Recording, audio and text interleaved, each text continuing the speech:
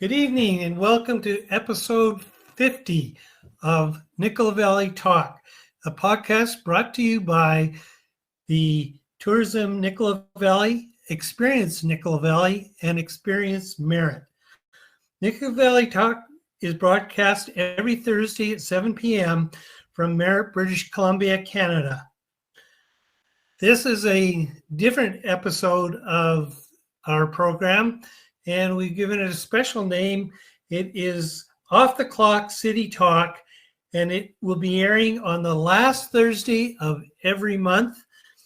And we're going to be focusing on community issues with various city officials. Programming which will assist the local population of the issues of the day of the City of Merritt, BC, Canada. The format for this show is as follows. Conversations are information only and are not the opinions of our guests. This is not a platform for debate. We are just presenting facts. We encourage viewers to post positive comments in the comment section. All negative or abusive comments will be ignored and possibly blocked. Feel free to post questions in the comments section, and we'll do our best to address some of them at the conclusion of the show. The Nicola Valley Talk is part of the award-winning Experience Nicola Valley program, awarded the 2021 Canada Prestige Award for the Best Marketing Program of the Year and the Best Community Project Award for communities under 20,000 people. My name is Tom Reynolds, and I'm your community blogger with Experience Nicola Valley and your host for Off the Clock City Talk. Working on the controls is our famous eco-blocker, Tanya Stewart. She is often the host of Thursday night's talk show. So we're going to be bringing in our guests now, and they've popped up on the screen. The top person there, in case you don't know, is Melvina White, and she is a councillor with the city, and she's going to give us a little bit of information a little later. And on the lower portion of the screen is Councillor Tony Luck, and again, he'll be giving us a little more information. So the first thing we're going to do is we're going to let you get to know these people. Most of you probably know them from the election campaign, and some of you eager beavers may see the broadcasts of the council meetings, but you may not know these people and what they do when they're not at the city council table. I should also mention tonight, they're not actually here representing city council, but they are providing information on city projects. So this is their own opinions if there's an opinion involved, and we're trying to stick to facts and not have these debatable points. So the first thing I'm going to do is ask Tony to step forward here and give us a little information on who Tony Luck is, what brought him to Merritt, who does he hang out with around that house of his, and just generally give us an opinion on who Tony Luck is. Well, thanks, Tom. I really appreciate the opportunity to do this show. When I was approached to do it, I thought it was a really good idea, and I like that opportunity of stepping forward and not debating. We just want to give some information because I think that'll serve us all well as we move forward here, especially with some of the changes that are happening in the city. So thank you very much, TMD and Nicola Valley Experience for doing this, and really appreciate the opportunity. Yeah, Tony Luck. Let's see who he is. Yeah, we moved here about 4 years ago. I've been here for 4 years and I think my heart's always been here. My heart's been here for about 30 some odd years, because when I used to camp in the back hills with my children and everything, and every time I'd come out of the back hills and said, you know, one day I want to live in Merritt. And friends all thought I was crazy, but here it is 30 some odd years later, and we're actually doing it, and haven't regretted it for a minute. And lots of my friends say, do you have any regrets? And I said, yeah, I didn't do it 30 years ago. So I really enjoy being here in Merritt and doing it. So where did I come from? I came, and I think I went over a little bit this when I was campaigning, and as more people get to know me in that. But I lived for 62 years as a, 604 down in the Lower Mainland. And so I was born and raised and grew up down there, and finally had enough of the rain, and then moved up here because 62 years of gray and rainy days was just enough. But while I lived down in the Lower Mainland, I had a number of careers. I worked for BC Hydro for 26 years, a number of positions there as an inspector, a bit of a designer at times. And my last number of years, there was a business analyst in the call center that had opened up there. So had an opportunity to do that. Didn't wanted to change, so a friend of mine moved here to BC and worked with Investors Group, and he asked me to come to work for him. So I worked for Investors Group for 10 years as a financial advisor, and I think that's really bode well for me as coming to Merritt and becoming a realtor, and it's really helped some people. You know, I'm able to answer some questions that may not necessarily be able to answer. So that's been very helpful as well. But I think those are the boring pieces. I went to school down at the University of Fraser Valley, and fortunately, one of the things I have a couple of regrets in life. One of the other one is that I didn't go to school right after I got out of school and did my degrees. I did those while I was raising a family, so it was quite challenging at times. I did a lot of night school and weekends getting my degrees. I got my first degree was a Bachelor of Business Administration, and then something came into my head and said, you need to be a teacher. I don't know where that came from, but I've always loved history. So I went back to university and got a second degree, and that was a Bachelor of Arts with history major. Then of course my friend hired me as a financial advisor, so I never got to bring that to fruition. But it's probably a good thing doing this, but I really enjoyed getting those degrees. I was chair of the UFE Alumni Association down there for a number of years as well. So I really enjoyed my relationship with the university there. But what we do for fun, we like to go hiking, camping, motorcycle riding, a lot of the things that people like to do around here, kayaking in the river and all those kind of things. That kind of keeps me insane. It keeps me sane at times. I really enjoy doing that, and doing all the touristy things. You know, one of our fun drives is going out to Spence's Bridge and following the river out to there, and just the scenery is fantastic, and we do those kind of things. Yeah. Anything other specific, Tom, or any rumors you've heard? Or yeah, do you have family here, or? Oh, yes, of course. Yeah, thanks, Tom. So when we moved here, my parents and we had built a house down in Abbotsford. We moved from Abbotsford and built another house in Mission. My father passed away. We were in that house, and then that was about the time that I'm thinking we need to move, and we became empty nesters, my wife Wanda and I. And we thought, you know what, we need a change, and that's when we decided to come here. So the big question was, Mom, are you coming with us or not, right? And so well, I guess if I have to.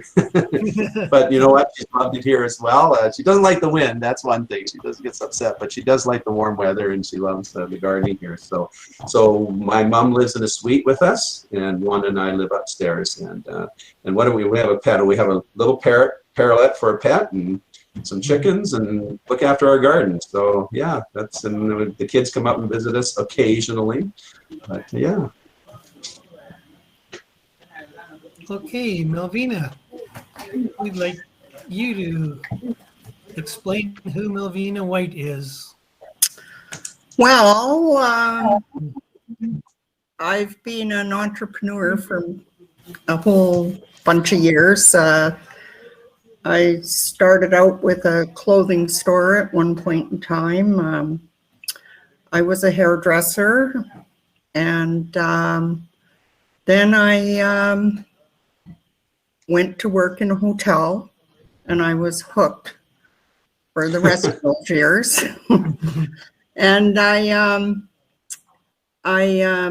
managed a couple of pubs, and then I bought a nightclub, And then I bought another nightclub, and so I had 2 nightclubs at one point in time. And then I got tired and decided that I should sell them, so I did that. And then somebody came along and said, well, hey, would you like to buy a hotel? And I said, where? And they said, Pemberton. I said, where the heck is Pemberton? Then, so I went to Pemberton and bought that hotel and worked my butt off there and got tired. So my niece lived here in Merritt, and she said, oh, you got to come to Merritt. There's a hotel here that just needs some TLC. So I came to Merritt, and that was about 19 years ago now, and ran that hotel and sold it. And now I'm on city council, and I've been the vice president of tourism Nicola Valley for the past 12, 13 years. And we've got this great program going on, and I think I'm busier now than I've ever been. But it's great. I love Merritt, and I like all the changes that are coming, and there's some exciting things happening in Merritt, I believe. And that's about it. Okay. So our topic tonight is development cost charges. Basically, we're going to find out from these folks exactly what the point of development cost charges are and a bunch of other information about them. So I guess our original question would be, when developers come to town, who's going to pay for all that infrastructure that has to be put in place to service the new development? So Melvina, could you share with us the definition and purpose of development cost charges? Development cost charges are funds charged by the municipality or the regional district and collected on new land development projects from the developer. Imposed by bylaw pursuant to the Local Government Act, the charges are intended to support development by providing an avenue to finance capital projects which require the expansion of existing or the installation of new infrastructure related to services as sewer, water, drainage, parks, and roads. DCCs allow monies to be pooled from many developers so funds can be raised to install necessary services in an equitable manner. Basically, the city can be the coordinator of the capital program and the administrator of the funds collected. DCCs must be used for the purpose they were collected and cannot be used for anything else. And that is basically the explanation of exactly what they are. Okay, thank you, Melvina.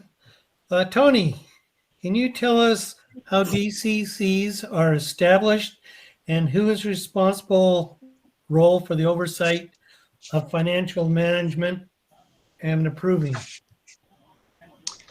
Thanks, Tom. Yeah, that can be a really big question as we go through here. The high level, it's about a 6-step process that's involved in doing setting up a DCC bylaw. So local governments generally have a broad authority to provide services and adopt bylaws and to regulate, prohibit, and impose requirements on a city, on its citizens, and that kind of thing. And what the development cost charges, Melvina has pointed out, are used to help our development and procedure. This is one of the bylaws that the city puts together, but has direct oversight by the provincial government as well, Tom. We can put a bylaw together and throw some ideas together and say, yeah, we want to charge the developers this amount of money so that we can, put a new park in or, do the roads or whatever.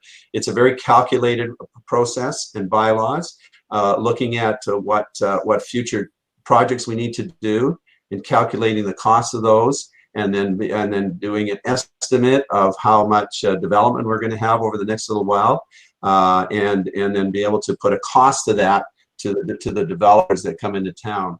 So I know recently there's been some talk about the new development coming out, and they go, oh man, who's going to pay for that? And the taxpayers paying for that? Well, no, the citizens. The citizens don't pay for that 100%.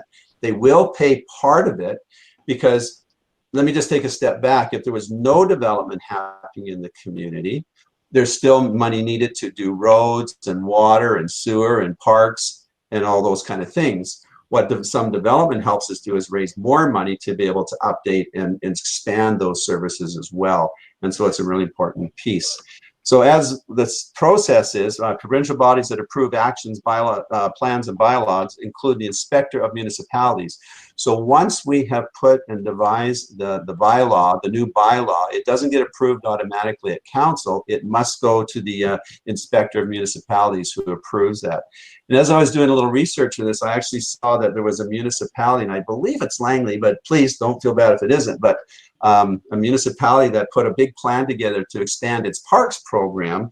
It was a pretty ambitious one into their DCC program. And I think it was around $14 million. When they sent it over to the inspector of municipalities, he actually suggested quite a few changes, because they were trying for things like AstroTurf and some things that really didn't fit into the parameters. So I think in this process, it's good oversight by the provincial government to make sure that municipalities don't go flying off in wrong directions and try to, overcharge developments and our citizens like that. So I think that's really a good idea to do. Melvina, could you tell us how the DCCs are calculated and how the development cost charges are applied? Some of this will overlap with other parts, but the calculation of DCCs involves several pieces of information, and approaches to calculating DCCs will vary to some extent by each community. There are basically 7 steps to generic process of calculating DCCs. Number 1, the project of future growth over a specific period of time, which usually the community will pick 5, 10, 15, or 20 years, whatever they choose. Number 2 of the process is identify the required works. Once growth has been projected, the local government determines the specific infrastructure works that will be required to accommodate the growth. Number 3 will be for them to estimate the infrastructure costs. The infrastructure projects identified are costed in step 3 of the process, and included will be costs that will be incurred by local government in providing infrastructure. So if the city is providing planning, engineering, land acquisition, contract administration, contingencies, public consultation, right-of-ways, interim debt financing, construction, legal review, remittance of GST, etc., the city would be able to include those costs in the infrastructure costs. Number 4, to allocate costs to growth and existing users. Not every project identified for DCC purposes will be required solely to accommodate growth. Most of, if not all of the identified works will be required and benefit both growth and the existing population. Growth is expected to pay for the portion of the works it requires, and the existing population is expected to pay for the remaining portion using other sources such as tax and utility revenues. Number 5 of the process is assigning the costs to land use types. Once the costs have been allocated between the existing population and growth, the portion attributed to growth is assigned to the type of growth. Example, residential, commercial, industrial, institutional, that are projected to occur. Costs are assigned in a way that reflects the relative impact of each type of development on the works required. Number 6, convert costs into DCC rates. Assigned infrastructure costs are converted into actual DCC rates that can be charged to individual development projects. The cost assigned to each development type is divided by the number of development units. Example, number of dwellings, square meters, hectares expected over the DCC timeframe. The result is a per unit charge that can be applied to individual developments as they occur. Number 7, apply the assist factor. The final step in calculating DCCs is to apply the assist factor. The assist factor is the contribution that the existing population must provide to assist future growth in paying its portion of the DCC infrastructure costs. The assist factor is over and above the portion of the total infrastructure cost that is allocated to existing users. The assist factor reduces the DCC rates by the specific level of assist chosen. Under the Local Government Act, the level chosen must be at least 1%. Some of the decisions that need to be made in these costs is over the course of the DCC process, local government are required to make certain decisions individually and together. These decisions give shape to the DCC program and help to determine the specific DCC rates. Some examples of decision local government need to make is choosing a future period over to which to apply the DCC program. This choice will be influenced by the time that has been established for the community's broader growth management, particularly the official community plan and servicing plan.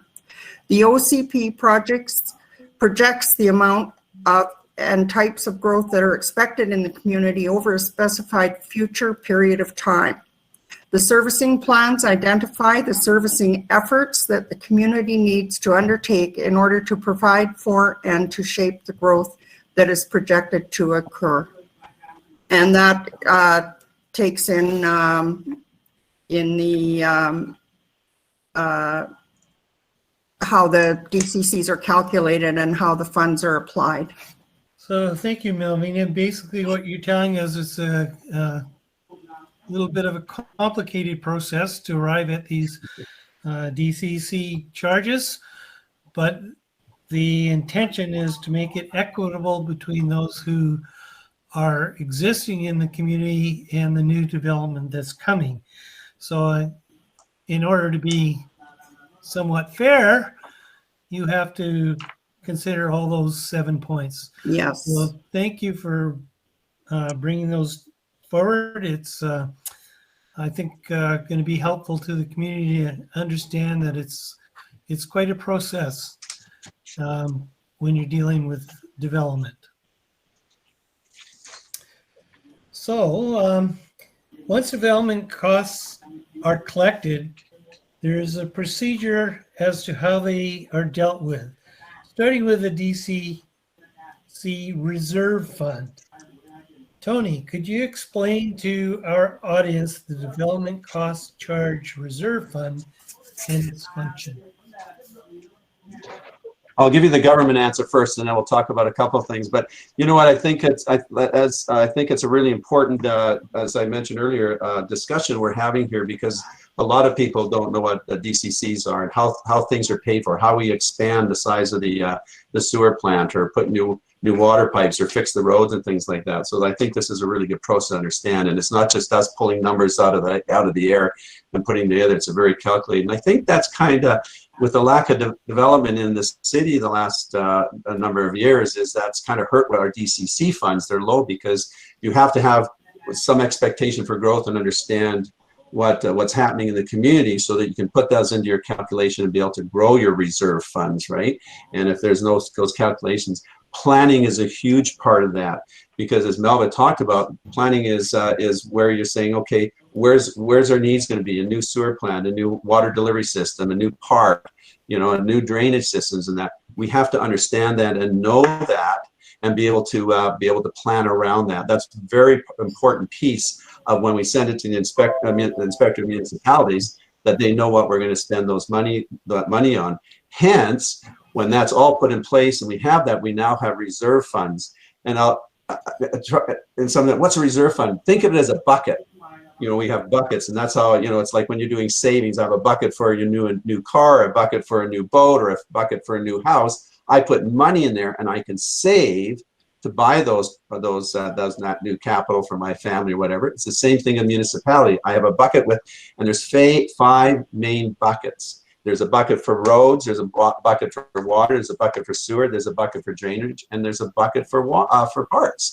And so what we do is when the municipality and the staff go through and put all that information together, try to come up with a number what our growth's going to look like, or if there is any, or what it's going to look like, and calculate all that in. And then we go, well, we want a new park over here. We want to put swings or whatever it is in a park, but over on here in Armstrong, we got to do new water and sewer. What's that's going to cost, and the new line's going to. So they put crunch all those numbers together and come up with a formula, and they say, okay, 90% of if we have $1 million needed, that's just a number. 90% of that needs to be attributed to new development.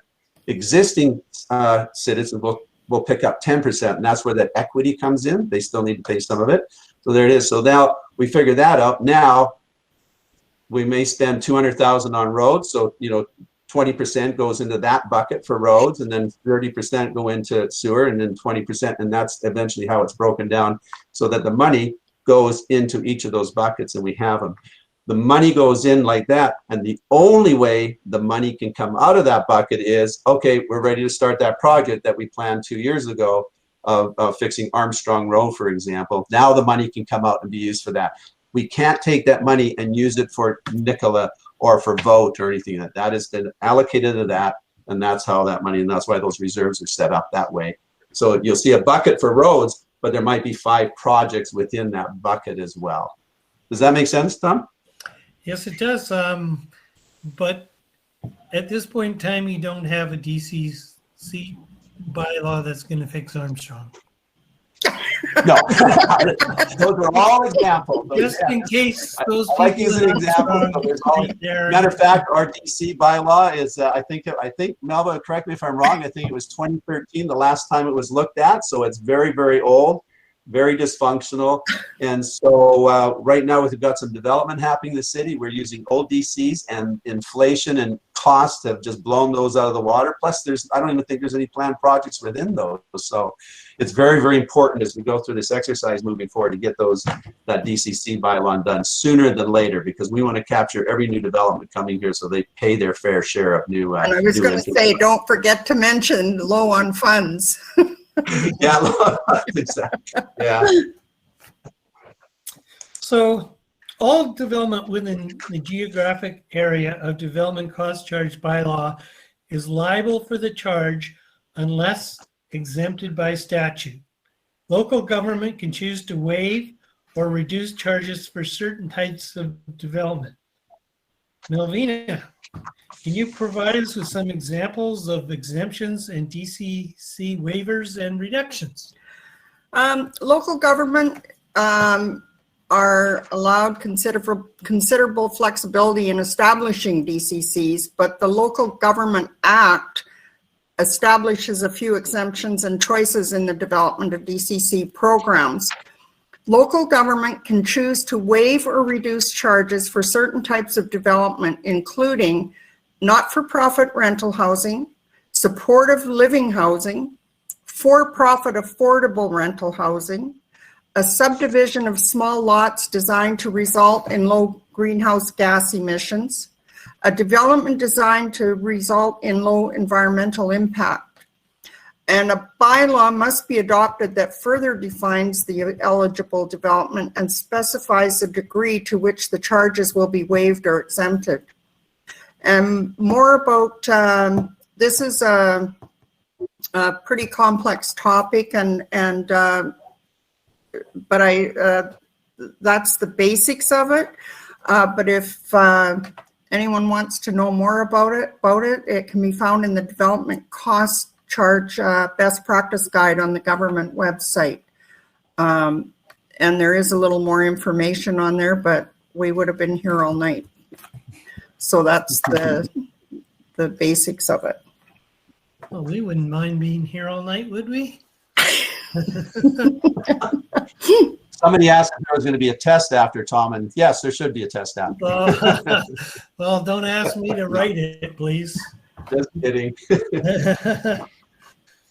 It may be necessary for local government i.e. the city, to borrow to help finance an eligible development cost charge infrastructure project. In certain circumstances, the interest costs of necessary borrowing may be incorporated into the development cost charges. Tony, could you please outline some circumstances that may allow development cost charge interest and what information needs to be submitted to have the bylaw approved by the Inspector of Municipalities? Right, thanks, Tom. Actually, I'm going to take one step back because there's two components of interest. So I forgot to mention this one in my last question. Any interest earned within those buckets as well must be spent on those projects as well. So we can't go in as a council or staff and, oh, look, there's some interest in that bucket, let's take it out. So that's the earning piece, so that interest. So on this side of the interest piece is that if we see a new development going in, like Palomino, for instance, up on the hill there, and if that gets approved and everything, right? And the city says, you know what, we're going to have, this is just examples, please. Just using examples, might be bad ones. Don't take this as gospel, but it's just an example. If we say, look, we do need to increase our sewer treatment facility down there, we can put a calculation into the DCC that says, look, we need to do that sooner than later because there's going to be a few other developments come along. But obviously, it takes time to collect development cost charges over time, right? And it doesn't all come in at once so that, oh, good, we got this bucket of money now, we can go and throw it at a new sewer treatment facility. What the provincial government allows us to do is actually do the calculation of what that's going to cost. We're going to say, look, we've got an upgrade, we got a new hole, we got a new put a pond or something in to eventually do that. But it's going to be, it's that, for example, yeah, that one's built out over 20 years, right? We're going to need that structure in the future. So if we take that, so we can go now and put the plan together and actually go and borrow the money from the municipal insurance, the funding authority, MFA, thank you, Municipal Funding Authority. We can go borrow the money once we have the bylaw approved, everything in place, the plan placed, and that's a legitimate program to do. We can actually go borrow the money today and start doing that work, knowing that somewhere down the line, those DCCs will come in the next 10 years. What the provincial government allows us to do is to be able to go in and put a calculation for interest. The interest that we're going to pay on that loan from MFA to put that, increase that infrastructure, we're allowed to factor that into the DCC charge. So that way we're not paying interest just, oh, darn, we got to borrow and now. So they actually allow us to work that into the calculation on that piece. But of course, once again, the Inspector of Municipalities will approve all that all that paperwork, all those numbers, all that analysis has to go in before it'll even come to council for its final approval. So this is one of the bylaws that we get second stamp of approval on, not first. Did that make sense, Tom? Yes, it does. This is quite interesting. This is my first time doing this. And as you can see, every once in a while, I'm looking off to the side because I've got a little bit of a script here. And yeah, all the questions have been either to Melvina or to Tony. Question A, question B. For this particular question, it's to Tony. It's to Tony. So I see Melvina doesn't want to step forward to this question, so we'll throw it off to Tony. We'll ask it and I'll see if I want to. Okay. Another component included in this topic is a front-ender charge. What's that? Sorry? A front-ender charge. So the front-ender agreement allows interest provisions. The allowable interest provision allows the local government to add an interest component to the development cost charges. Oh, so basically I talk about, I didn't use the term front-end charge. Yeah. And that's basically what that is. It's the interest rate that we're going to calculate into the formula so that we can collect it up front so we can get the work done sooner. So that's what the front-enders are. We don't have to wait and pay interest over here. We can actually collect that interest over time. So. Okay, so we're actually getting to the end of our little program here. I don't know if we need to have a little review of what we've talked about, DCC charges being a tool to use to pay for development that's coming in the future, Mhm. that there is oversight over these development cost charge bylaws by the provincial government.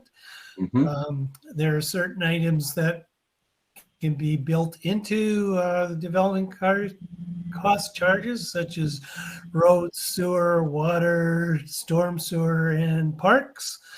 That a great deal of planning has to go into determining the projects that are going to be needed for future growth. And there's then the little wrinkles of dealing with interest, et cetera, et cetera. So does that sort of cover what you guys told us? Pretty Yeah, much. I think so, Tom. Those are, sorry, Melva, go ahead. Go ahead. Sorry. I think that's the high level stuff. I think that's the pieces that are most interesting to the general public and the taxpayers and the citizens here, as they need to understand that process. And to know that they're not paying 100% of the cost for new development going in. Matter of fact, the developers are. There was one of the things that there was a question asked, as some of the research I did as well on that as well. And this sometimes come up. Well, don't development cost charges scare off development at times? Well, development cost charges are just one of the inputs into developing anyway, right? You've got land costs, you've got development cost charges, you've got fees, you've got the actual development costs, you've got labor costs. So it's just one of those inputs. So when a developer comes and looks at something, those are all factored into his numbers before he moves on to doing the development as well. So it's an important piece, because certainly as a municipality, as a taxpayer, even though I'm a councillor, I'm still a taxpayer too, right? And I live in the community. I want to make sure they pay their fair share, because the citizens that have lived here all this time, they have been paying all along. So now these new developments need to come in and pay their fair share, especially as they put an extra burden on the infrastructure of any community. It's not just our community. This goes on in every community. And the other interesting thing is that if you look at development cost charges across different cities, they swing wildly. There's some cities that might be 8,000. There are other cities that are 20, 30,000, and for a building lot. So they swing wildly. Because of the developments going on in their communities and things like that. So I have no idea what our new numbers are going to be. It's going to be very interesting to see what they're going to be as we move forward here. And one of the part of the processes of coming to the DCCs is looking to see how they are comparable to other communities in the region. So you don't want to be dealing with a $40,000 DCC if your neighbor's 5,000. So that's exactly right, Tom. There is that sort of oversight that comes in to the process. These numbers aren't just built up and used to dream on kind of thing. They're there right. for a specific purpose. They have to be reasonable, and the province is there to make sure they are. Yeah, absolutely. Although I think municipalities are grown adults and should be able to do that themselves. That's just my soapbox, but it still is somewhat reassuring, at least to the development community, that there is somebody else taking a quick look at this. Well, I think that's a great example of that one city that put in for parks, and it got pushed back. And I think that was I don't know all the circumstances, but that's showing that the oversight is working, and then that we're not getting cities going absolutely crazy and trying to put a bunch of costs on development, because that's right. You got to be competitive to be able to have the housing you need and the jobs you need in the community, right? So you don't want to, yeah. And I think the costs would have to, they have to be competitive or, comparable with other communities, that they aren't over exaggerated or under exaggerated. Mm-hmm. And I think it's important that everyone knows that there is another component to making these decisions, and not just the local government or the city or the TNRD or whoever's it's not just them making the decisions. There is someone else that has to be involved. Okay, so are there any last words after we went through more than a few last words? No, I just saw one note here on the screen of somebody asking, no, way too short. But I just want to thank you again, Tom, for being such a great host and some great questions and a great opportunity to talk to the people out there and explain some things to them. So this is great, a great forum. Thank you. Okay. Melvina. I have to thank you also for making it a comfortable experience, because I always get so nervous. And just what I said is that I hope that the information that we're providing helps the public understand a little bit more about what we go through. It's not, people come to us and say, well, why doesn't the city do this? Well, you know what? We don't have that kind of power. And so that's one of the big things I'm hoping to accomplish by this, is that they do understand that there is other people directing what happens here, and not just us. Okay, great. Well, thank you very much, Melvina and Tony, for coming aboard and providing this information to the community. I think it's a valuable idea that the talk show has developed, and we're going to be here the last Thursday of every month. We'll hopefully, not that we don't like your faces, but we'll hopefully have other guests from the city realm as well. Maybe councillors, and maybe staff. We don't know. We'll find out when we ask. So thank you too for both participating tonight, and I hope the community is wiser now on development cost charges. Just want to say thank you for all those that tuned in tonight too. Really appreciate them taking the time to listen as well. So thank you everyone who tuned in tonight. Thanks. I'm here all by myself now, and I want to thank everybody for joining us as well. Please continue to spread the word, and that we are the best resource in the Nicola Valley for tourism and small business, and now City Matters. Please try to follow, share, and comment on our Experience Nicola Valley Facebook, Twitter, Instagram, and or YouTube pages. Make sure to tune in next week, July 1st, when Clint Langhill from Merit Logger Sports will be our guest on Nicola Valley Talk.